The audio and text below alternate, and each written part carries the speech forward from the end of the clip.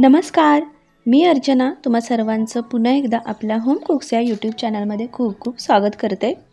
आणि तुमच्या लक्षात आलंच असेल की आज आपण आपल्या होम कुक्समध्ये बनवतो आहे ताकाची कढी। तर मंडळी, या कढीमध्ये मी कोणत्याही प्रकारचं पीठ वापरलेलं नाही, तरीसुद्धा ही कढी एकसारखी एकसंग झालेली आहे आणि मस्त चटपटीत आंबट गोड चवीची ही कढी आहे। तर मंडळी, वेळ न घालवता आपण पटकन रेसिपीला सुरुवात करूया। पण त्याआधी तुम्हाला जर का माझ्या रेसिपी आवडत असतील तर आपल्या होम कुक्स या यूट्यूब चॅनलला नक्की सबस्क्राईब करा। त्याचसोबत शेजारील बेल आयकॉनचं बटन दाबायला विसरू नका, त्यामुळे मी एक्झॅक्ट कधी व्हिडिओ अपलोड करते हे तुमच्या लक्षात येईल। सुरुवातीला आपण कढी बनवण्यासाठी लागणारं साहित्य पाहूया। हे आहे तूप। तर आपण कढी बनवण्यासाठी तुपाचीच फोडणी द्यायची आहे, त्यामुळे छान खमंग फोडणी बसते आणि चवसुद्धा एकदम भारी लागते। तर इथे बघू शकता तुम्ही, मी घेतलेला आहे अर्धा चमचा मोहरी, 1 चमचा जिरं आणि अर्धा चमचा हळद, चिमटभर हिंग, चवीपुरतं मीठ आणि इथे तुम्ही बघू शकता, इथे मी 3 ते 4 लसूणच्या पाकळ्या बारीक चिरून घेतलेल्या आहेत आणि मीडियम साईजच्या मी 3 ते 4 मिरच्या अशा बारीक बारीक चिरून घेतलेल्या आहेत। फोडणीसाठी मस्त असा हिरवागार कढीपत्ता घेतलेला आहे आणि अगदी अर्धा मूठभर मी इथे कोथिंबीर बारीक चिरून घेतलेली आहे। तर मंडळी, इथे आता आपण रेसिपीला सुरुवात करतोय। तर सुरुवातीला तुम्ही इथे बघू शकता की एक मिक्सरचं भांडे घेतलेलं आहे, त्यामध्ये मी घट्ट असं दही घेतलेलं आहे। आता हे दही मी मिक्सरच्या भांड्यामध्ये घेऊन यामध्ये जेवढं दही घेतलेलं आहे त्याच्या डबल आपण पाणी घालायचं आहे आणि हे मिक्सरच्या भांड्यामधून आपण फिरवून घ्यायचं आहे। तुम्ही इथे बघू शकता की मी इथे पातळ असं ताक केलेलं आहे। थोडासा इथे दाटसरपणा असेल तर आपण पाण्याचं प्रमाण वाढवू शकतो।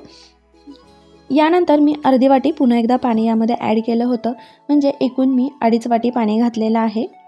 आणि तुम्ही इथे बघू शकता की मी सुरुवातीला मीठ घातलेलं नाही। जर ताकामध्येच आपण सुरुवातीला मीठ घातलं तर ते ताक फाटतं, त्यामुळे योग्य वेळेला आपण मीठ घालणार आहे। त्यासाठी तुम्ही हा व्हिडिओ शेवटपर्यंत नक्की पहा। इथे आता फोडणी देण्यासाठी मी कढई गरम करायला ठेवलेली आहे। आता यामध्ये आपण मोठे 3 चमचा तूप घालून घ्यायचं आहे आणि लक्षात असू दे, जेव्हा आपण तुपाची फोडणी देतो त्यावेळेला जे भांडं आहे ते एकदम भरभर तापलेलं नसावं, कारण तूप आहे हे पटकन जळून जातं। म्हणून कोणतंही भांडं घेतलेलं हे मंद गरम असायला हवं आणि नंतर आपण यामध्ये तूप घालायचं आहे आणि अगदी मीडियम फ्लेमवरतीच तूप एकदम आपण छान कडकडीत गरम करायचं आहे। आणि त्यामध्ये आपण सुरुवातीला मोहरी घालून घ्यायची आहे आणि तुम्ही बघू शकता की मोहरी घातल्यानंतर ती छान अशी तडतड फुटू द्यायची, कारण जर का मोहरी फुटली नाही तर ती दाताखाली येऊन कडू लागते। आता मोहरी फुटल्यानंतर आपण यामध्ये घालणार आहे जिरं। तर जिरं पण छान असं तडतडू द्यायचं आहे आणि प्रत्येक गोष्टी हे या सिक्वेन्समध्ये जर का आपण फोडणीमध्ये घातला तर त्या एकदम छान अशा परतल्या जातात। जिऱ्यानंतर आपण घालतोय लसूण। तर लसूण थोडासा लाल रंग येईपर्यंत आपण भाजून घ्यायचा आहे। लसूण घातल्यानंतर आपण यामध्ये घालणार आहे मिरची आणि मिरचीनंतर आपण घालतोय कढीपत्ता। आता हे छान असं परतवून घ्यायचं। आता या ठिकाणी आपण लसूणसुद्धा वापरलेली आहे। तुम्ही जर का लसूण स्किप केली तर ही कढी आपण मस्तपैकी उपवासासाठी सुद्धा वापरू शकतो, म्हणजे वऱ्याचा भात आणि कढी हे कॉम्बिनेशन पण एकदम छान लागतं। तुम्ही एकदा नक्की ट्राय करा। आता यानंतर यामध्ये घातलेलं आहे चिमटभर हिंग। तर हिंग घातल्यानंतर आपण सगळ्यात शेवटी घालणार आहे हळद आणि हळद घालण्याआधी फोडणी एकदम छान खरपूस भाजलेली असावी। हळद घातली की ती छान जास्तीत जास्त 10 ते 20 सेकंद आपण व्यवस्थित परतून घ्यायचे आणि नंतर लगेचच त्यामध्ये ताक घालायचं आहे आणि व्यवस्थित हलवून घ्यायचं आहे। तर तुम्ही इथे बघू शकता की सुरुवातीला ताक घातल्यानंतर आपल्याला असं पांढरा रंग दिसतो, पण ज्यावेळी ताकाला छान अशी उकळी येते त्यावेळी मस्त असा गडद पिवळा रंग ताकाला येतो। इथे मी फोडणीमध्येच हळद घातलेली आहे, तर तुम्ही सुरुवातीलाच ताकामध्ये सुद्धा हळद घालू शकता। तर मंडळी, इथे आपली फोडणी तर झालेली आहे, पण आता इथून पुढे एकदम महत्त्वाची गोष्ट लक्षात ठेवायची आहे की गॅस एकदम मीडियम फ्लेमवरती ठेवायचा आहे, अजिबात मोठा करायचा नाही आणि सतत हलवतच आपल्याला ताक गरम करायचा आहे। एकदम भरकन अशी उकळी येऊ द्यायची नाही, नाहीतर आपण फक्त ताकाचा वापर केलेला आहे, त्यामुळे दही आणि पाणी वेगळं होऊ शकतं। आता या ठिकाणी 1 चमचा आपण साखर घातलेली आहे। साखर घातल्यानंतर व्यवस्थित आपण मिक्स करून घ्यायचं आहे। तर मंडळी, कढी फोडणीला टाकून झाल्यानंतर एक 5 ते 7 मिनिट झालेले आहेत आणि आपण सतत हलवत ही शिजवून घेतलेले आहे आणि तुम्ही बघू शकता की कुठेही दही आणि ताक असं वेगळं झालेलं नाही, पूर्णपणे एकसंग झालेले आहे।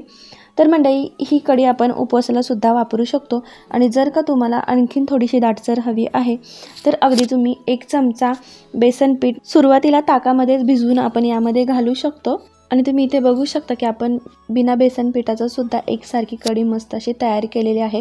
अशा प्रकारे जेव्हा आपण कढी तयार करतो ती अत्यंत छान आणि चविष्ट लागते आणि सगळ्यात महत्त्वाचं म्हणजे आपण जितका वेळ कढी अशी छान हलवत शिजवतो तेवढी त्याची चव वाढते।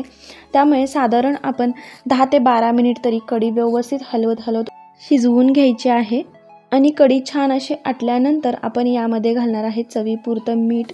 तर मंडळी मीठ हे सगळ्यात शेवटी घालायचं आहे, त्यामुळे ताक अजिबात फाटलं जाणार नाही। आणि इथे वरून आपण घालणार आहे कोथिंबीर, कारण कोथिंबीर जर का सुरुवातीलाच घातली तर त्याचा रंग काळपट येतो आणि मस्त हिरवीगार अशी कोथिंबीर दिसावी म्हणून आपण सगळ्यात शेवटी घातले। या ठिकाणी छान आपली कढी तयार झालेली आहे। यावरती आपण गच्च झाकण लावून आपण अशीच बाजूला करून द्यायची आहे आणि आयत्या खाण्याच्या वेळेला आपण याच्यावरचं झाकण काढून मस्त अशी गरमागरम कढी खाऊ शकतो। तर मंडळी कशी वाटली माझी छानशी साधी सोपी रेसिपी मला कमेंट बॉक्समध्ये नक्की सांगा आणि तुम्हाला जर का माझ्या रेसिपी आवडत असतील तर आपल्या होम कुक्स या यूट्यूब चॅनलला नक्की सबस्क्राईब करा। चला तर मग आता भेटूया अशाच आणखीन एक नवीन रेसिपीमध्ये, तोपर्यंत बाय बाय।